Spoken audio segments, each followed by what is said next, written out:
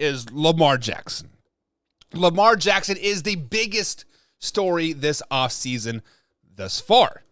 He wants a big lucrative deal. The Ravens really don't want to give him a big lucrative deal. Then there's a franchise tag, and then he's going here, he's going there.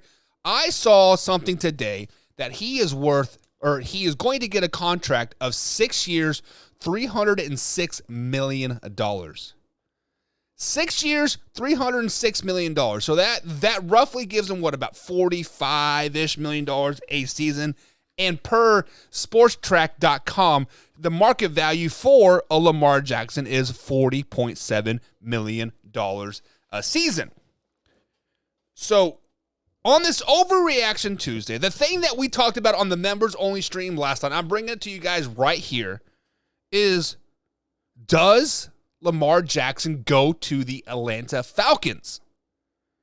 So when we first started talking about this, I'm like, there is no freaking way he's going to the Atlanta Falcons. It just doesn't make sense to the Falcons. It doesn't make sense to the Ravens just to, let him walk or whatever, right? They're definitely the Ravens are either going to get a deal done or they're going to franchise tag him. There are two separate types of franchise tags. There are the fully exempt one where you basically say, I'm tagging you. You don't have an opportunity to talk to anybody else. Go anywhere else. Either you play for me or you're not playing at all in the NFL till you serve out your deal, right? Or there is the non-exempt where they can tag him, but other teams can still talk to him, still negotiate with him.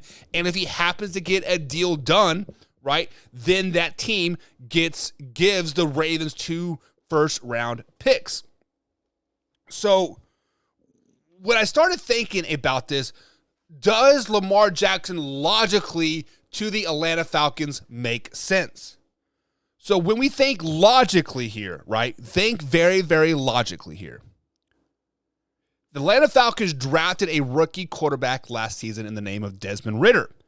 Ridder played the last 4 games of the season, went 2-2 on the season, lost his first 2, won his last 2, but he did improve each and every week, stat-wise, eye test-wise, and basically flow of the game-wise. Like he definitely seemed to lock down that team a hell of a lot better throughout the season. Then we see the pieces that are around Desmond Ridder and or Marcus Mariota. Marcus Mariota is still on the roster as well. He did play the first 13 weeks of the NFL season for the Falcons. They have Drake London and Kyle Pitts and Cordell Patterson, all of their centerstone pieces, nice young pieces that they have there. But after those guys, they don't have shit on that team. They went 7-10 last season, the Atlanta Falcons did, missing the playoffs, obviously, and they have $52 million of cap space. So per StackTrack.com, Lamar Jackson is going to be about a $40.7 million a season guy. The Falcons have $52 million of cap space. Say they give Lamar Jackson that $40 million that he wants, fully guaranteed, right? Or 45 or whatever he wants. That gives you anywhere from about $8 to $12 million to basically sign more receivers. Because what has been the biggest knock of Lamar Jackson his whole career? He has not had a true number one receiver. He hasn't had a very good receiver core. That is why his numbers suck, yada, yada, yada.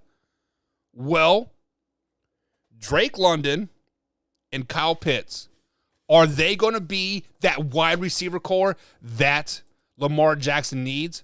Are they going to be those guys that Lamar Jackson needs to be catapulting to the next level? No, they're not. Drake London is a very solid receiver. Kyle Pitts hasn't shown me shit since his rookie season. Yes, I know he tore his ACL or injured and like all this other stuff. Like, I get it. There's stuff happening with Kyle Pitts. Cordell Patterson, he is old, right?